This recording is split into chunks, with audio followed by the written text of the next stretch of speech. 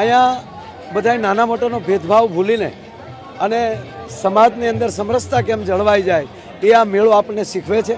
મિત્રો ફરી એકવાર જયરાજ આહિર વિવાદોની વચ્ચે આવ્યા છે અને મિત્રો વિવાદોની વચ્ચે પણ માયાભાઈ આહિર અને જયરાજ આહિર ભવનાથ મેળાની અંદર જોવા મળ્યા છે। કેમ કે મિત્રો માયાભાઈ આહિર અને તેમના દીકરા જયરાજ આહિર જયરાજ આહિર પોતાના મિત્રો સાથે ભવનાથના મેળામાં જે ગયા હતા અને ત્યારબાદ તેમને વીઆઈપી એન્ટ્રી મારી હતી। ત્યારબાદ ફરી એકવાર તેઓ વિવાદની અંદર આવ્યા હતા। પણ મિત્રો અત્યારે એક નવો વિડીયો વાયરલ થઈ રહ્યો છે જેની અંદર માયાભાઈ આહિર પોતાના દીકરા જયરાજ સાથે ભવનાથની અંદર દર્શન કરતા જોવા મળી રહ્યા છે।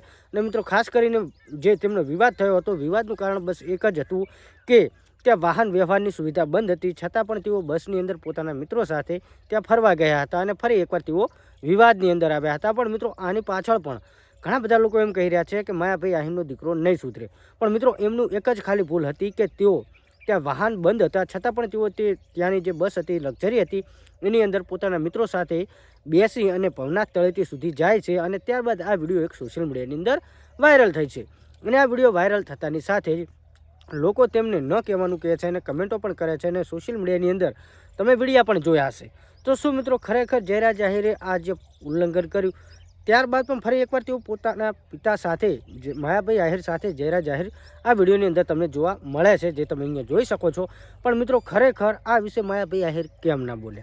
ઘણા બધા લોકો કહે છે કે માયાભાઈ આહિર જે ડાયરાની અંદર બોલે છે, જે સંસ્કારોની વાતો કરે છે, પણ પોતાના દીકરાને જ સંસ્કાર આપવાનું ભૂલી ગયા છે।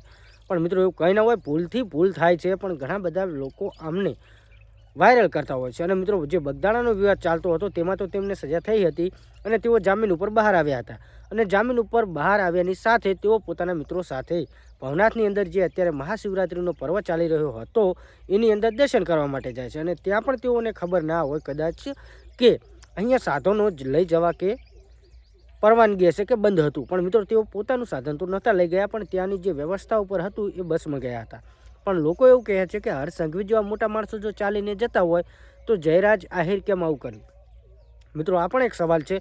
પણ અત્યારે જે માયાભાઈ આહિર પોતાના દીકરા સાથે જે દર્શન કરવા માટે પહોંચ્યા છે, જે ભોળેનાથના દર્શન કરવા માટે પહોંચ્યા છે, એ વિડીયો વાયરલ થઈ રહ્યો છે। તે વિડીયો જુઓ અને ઘણા બધા લોકો તો કહી રહ્યા છે કે માયાભાઈ આહિર ડાયરાની અંદર તો ઘણું બધું બોલે છે, પણ પોતાના દીકરાને સંસ્કાર આપવાનું ભૂલી ગયા। પણ મિત્રો એવું કંઈ નથી, જે સોશિયલ મીડિયાની અંદર વાયરલ થઈ રહ્યા છે તે વ્યૂઝ અને લાઇક ફોલોવર માટે આવું કરતા હોય છે। બાકી તમને પણ આપણે જે વિડીયોની અંદર માહિતી આપી છે તે ઇન્ટરનેટ અને સોશિયલ મીડિયાને આધારે આપવામાં આવી છે।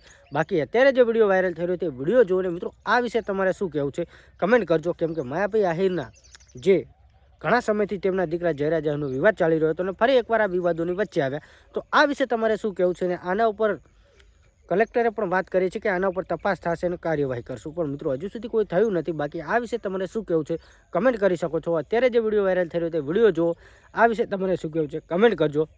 અત્યારે જે વિડીયો વાયરલ થઈ રહ્યો તે વિડીયો જુઓ।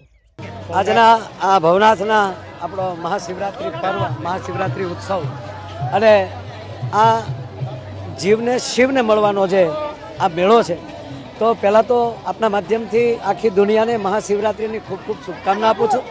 અહીંયા બધાય નાના મોટાનો ભેદભાવ ભૂલીને અને સમાજની અંદર સમરસતા કેમ જળવાઈ જાય